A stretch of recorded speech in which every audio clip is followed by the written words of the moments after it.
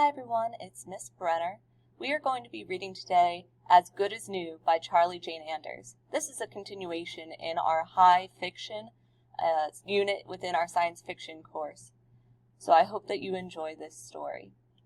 So we're going to start on page 1. The PDF copy is available on our Schoology classroom. Once again, this is As Good as New by Charlie Jane Anders. Marsal got into an intense relationship with the people on The Facts of Life, to the point where Tootie and Mrs. Garrett became her imaginary best friends, and she shared every last thought with them. She told Tootie about the rash she got from wearing the same bra every day for 2 years, and she had a long talk with Mrs. Garrett about her regrets that she hadn't said a proper goodbye to her best friend Julie and her on-again, off-again boyfriend Rod, before they died along with everybody else. The Panic Room had pretty much every TV show ever made on this massive hard drive, with multiple backup systems and a fail-proof generator. So there was nothing stopping Marisol from marathoning The Facts of Life for 16 hours a day, starting over again with season 1 when she got to the end of the bedraggled final season. She also watched Mad Men and The West Wing. The media server had tons of video of live theater, but Marisol didn't watch that because it made her feel guilty. Not survivor's guilt, failed playwright guilt.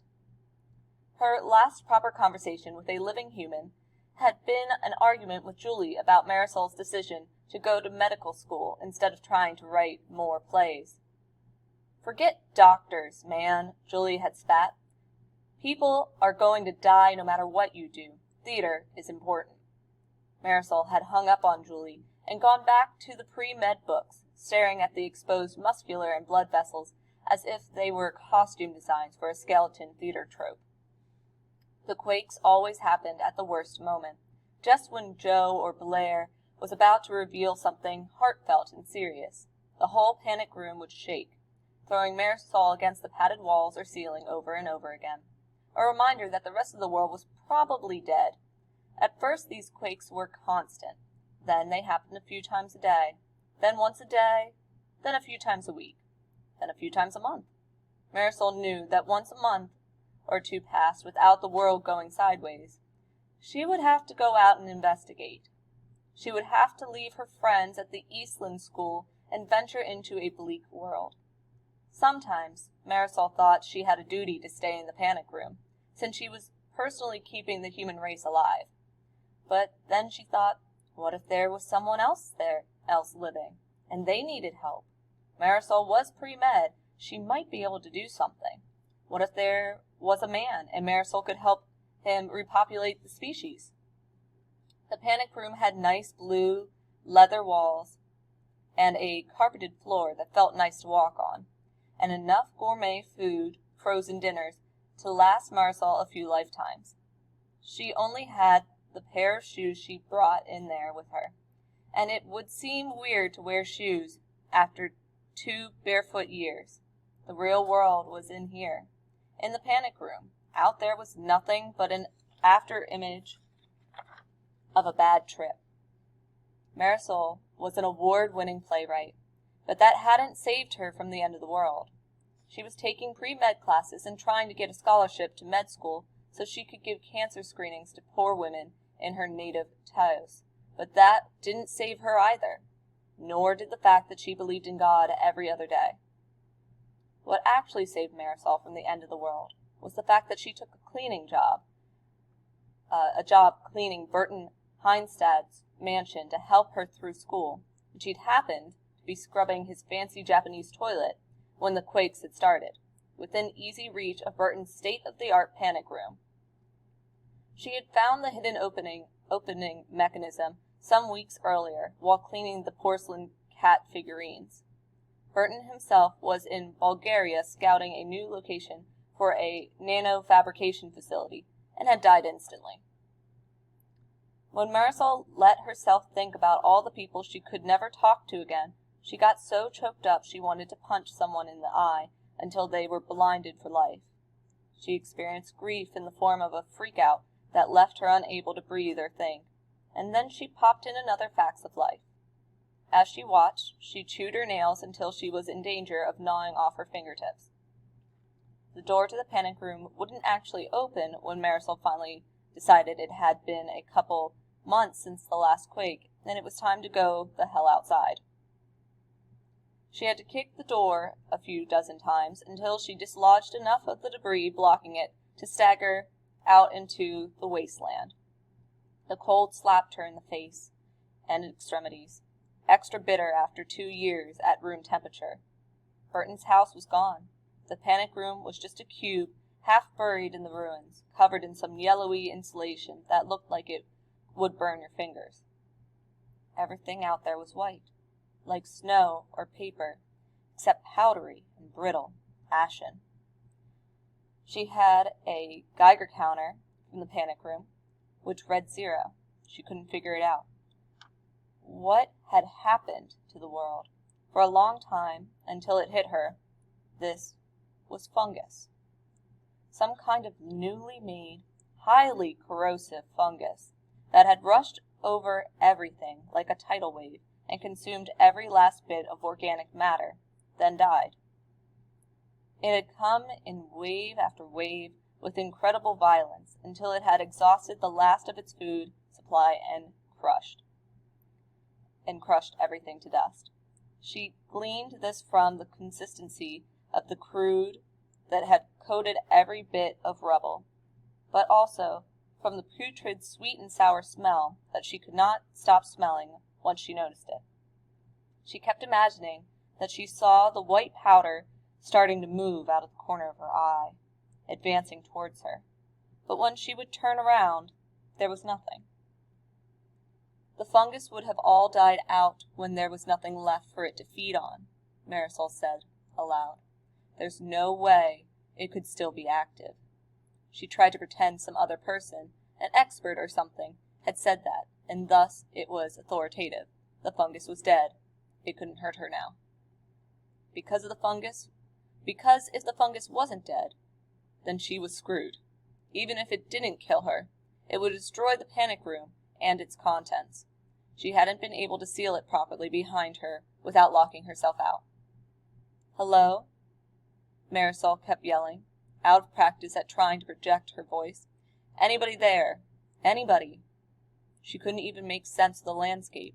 It was just blindingly white, as far as she could see, with bits of blanched stonework jutting out. No way to discern streets or houses or cars or anything because it had all been corroded or devoured. She was about to go back to the panic room and hope it was still untouched, so she could eat another frozen lamb vindaloo and watch season 3 of Mad Men.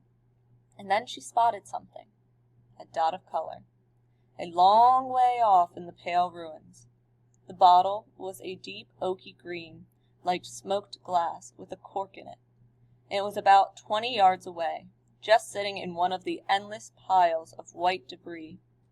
Somehow, it had avoided being consumed or rusted or broken in the endless waves of fungus devastation. It looked as though someone had just put it down a second ago. In fact, Marisol's first response was to yell hello, even louder than before. When there was no answer, she picked up the bottle. In her hands it felt bumpy, like an embossed label had been worn away, and there didn't seem to be any liquid inside. She couldn't see its contents, if there were any. She removed the cork.